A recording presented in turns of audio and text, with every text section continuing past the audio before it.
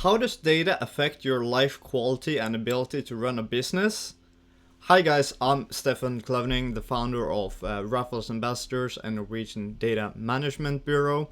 Today I'm going to talk about what does data actually mean for your own subjective well-being, and how does that affect your ability to run a business in general. I'm very influenced by the concepts by Dan Coe here that running a business is basically just another level of self-improvement. Uh, Self-improvement going from the personal over to making a bigger impact through your business. Another level of self-improvement there. So that's kind of what I'm building on here when I'm talking about, okay, how does the life quality kind of impact business in a sense, and that's what I'm targeting here when you're running a business or have maybe a pretty good leadership position in a great company and have some sort of influence on building something great there. How does this affect your performance? How does this affect your work, and how does this affect your business ultimately? So I will start by introducing the key definitions or key concepts here.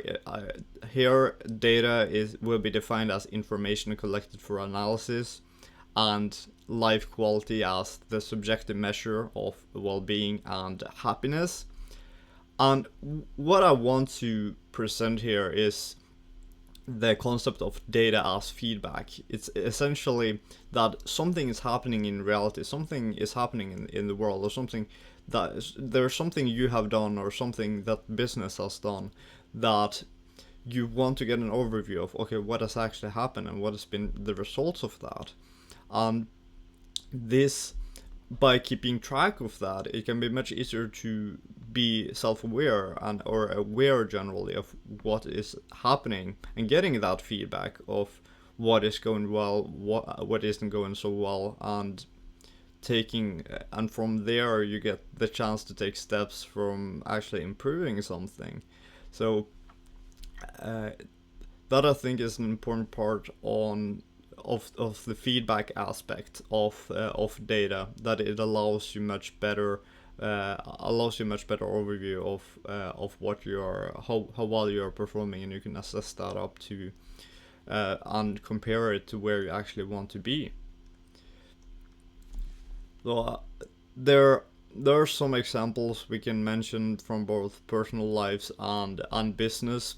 For instance, for the personal life, it's possible to use kind of personal health apps like fitness trackers, meditation apps. I know that I don't use so much of those apps anymore. Like I train like twice a day now and go to the gym one time a day. But I remember in the beginning of my fitness journey that I was very active with trying to use these different apps and these different platforms to kind of keep track of these things, until now I go to the gym, I have a PT and so on. But it can be very useful in the beginning when especially when you're just getting started, getting a new routine, getting into something new, and having that sort of improvement and kind of tracking that improvement. That it's much easier to see how you're progressing there.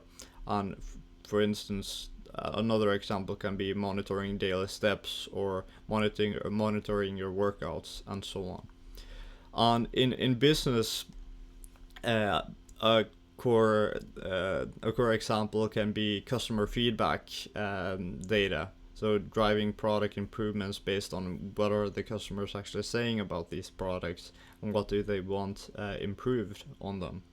And here they can, for instance, use survey results to enhance customer service.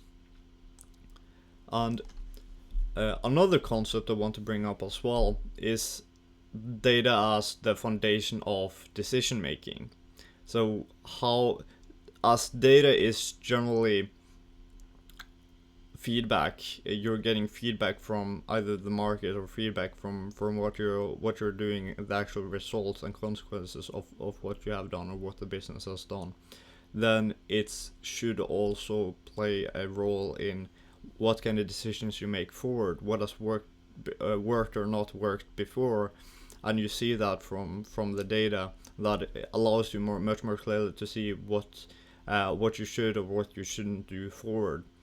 And that allows you to make better decisions forward. Like in personal decisions, you can make informed choices in areas like finance and health, and in business decisions you can analyze sales data for strategic planning, like forecasting demand based on past sales data and so on. Those are some possible use cases as well.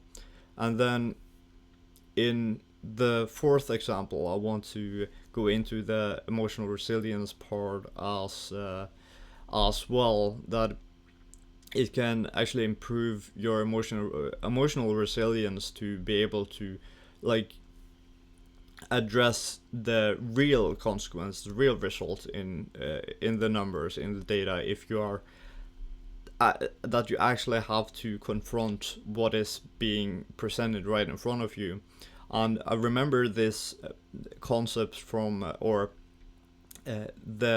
some research results that was presented in Jim Collins' book Good to Great, that a lot of the issues for startup founders or for startup businesses is really that they don't want to confront the truth, that they don't want to confront the numbers of what they're actually going through, and having to make some changes, maybe having to overcome some issues, but they don't confront the facts of what is actually going on in the business and in the market. So, and then they fail because they don't address those things early enough. And I think that building up that kind of emotional resilience to kind of confront the data, confront the numbers, confront this as feedback, plays an important role to actually build something greater, both to develop yourself individually, personally, and to improve your business as well alongside this. And that builds personal resilience and or resilience in general, and allows you both a more fulfilling and meaningful life when you in the long term, when you actually address and confront this, but also and then allows you to much better be much more flexible and adjust as things happen, and you can fix them much quicker because you are faster to confront the actual situation of what's going on. So to conclude this video, it's been about data and its role in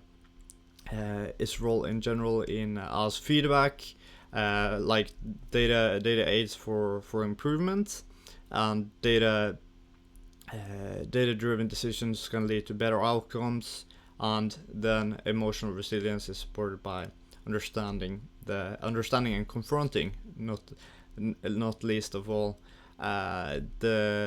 that's when you actually confront the data patterns, you find out the things that you have to confront, and that by confronting that, then you have to build emotional resilience as well. So I encourage everyone to reflect on how you use data in your own lives, how maybe it is influenced or affected by these different aspects of data, both as feedback with foundation for decision making, and building some sort of emotional resilience to confront even the uncomfortable data and uncomfortable truths about what the results are, what the consequences are, and what it means for the decisions you have to make forward. So be sure to let me know in the comments what you guys think, if you have any other additional things to reflect on, or other suggestions for similar videos you want me to make. Other than that, if you enjoyed this video, be sure to like and subscribe for more content like this. And as always, offer free 30-minute consultations about data management, AI, and automation. You can find the link to that in the description below as well for free call. And other than that, I wish you all, as always, a great, an amazing day forward, and I will see you all in the next video.